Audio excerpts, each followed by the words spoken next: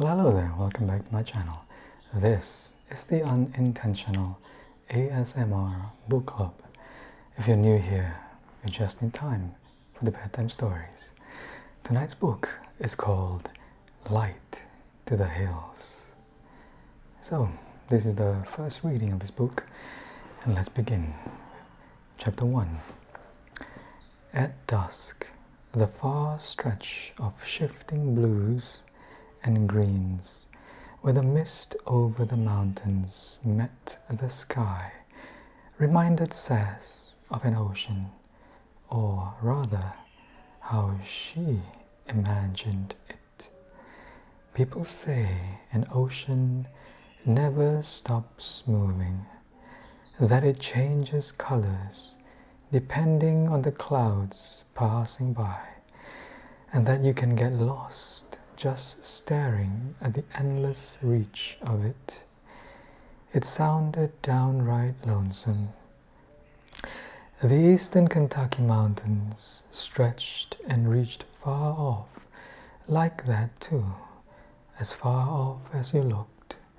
But to Sass, they also folded you close inside the trees, and streams and old grown-over trails from deer, loggers, and footsteps of the Cherokee who'd lived there first.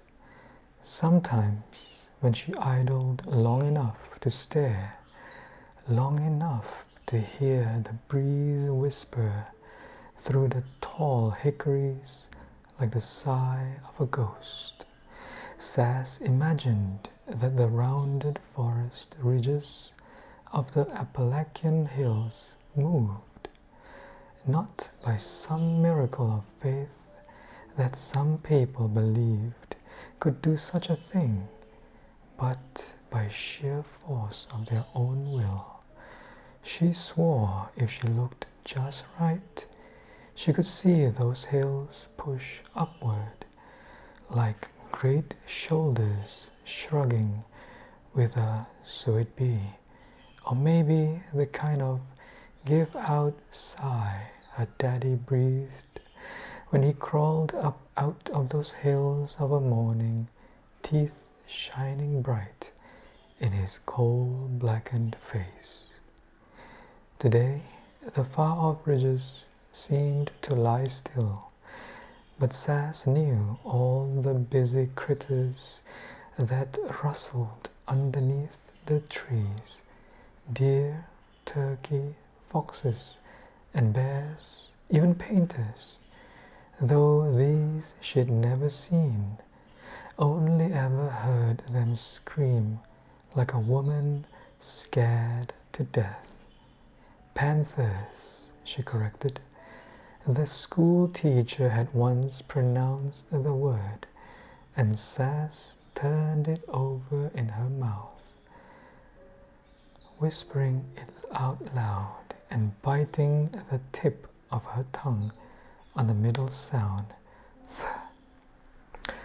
Funny how folks outside the hills said different words but meant the same thing. Sass didn't have time to lollygag and watch the mountains move today. She was hunting Sang so that she could get a birthday present. It was 1936. Sass had just turned 12, and her mama warranted she had enough sense to keep clear of the snakes in the woods, or if she didn't by now, some fangs might serve her right.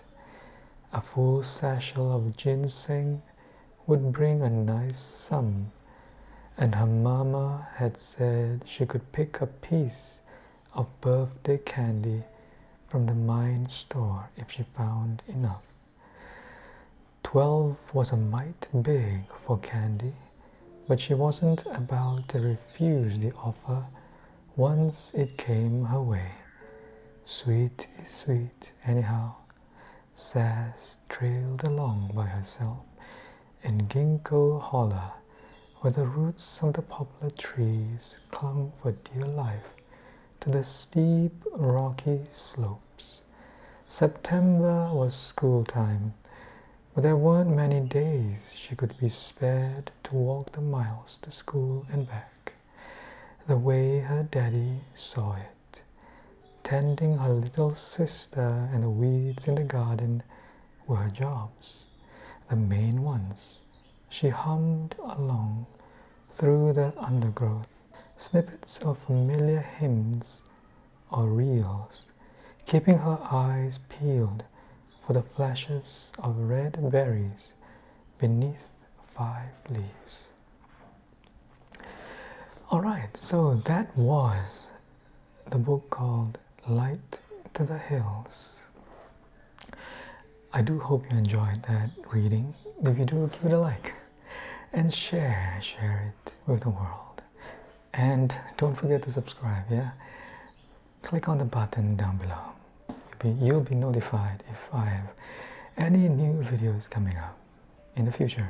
So I wish you have a great night, have a great sleep, and I'll see you in the next video. Goodbye.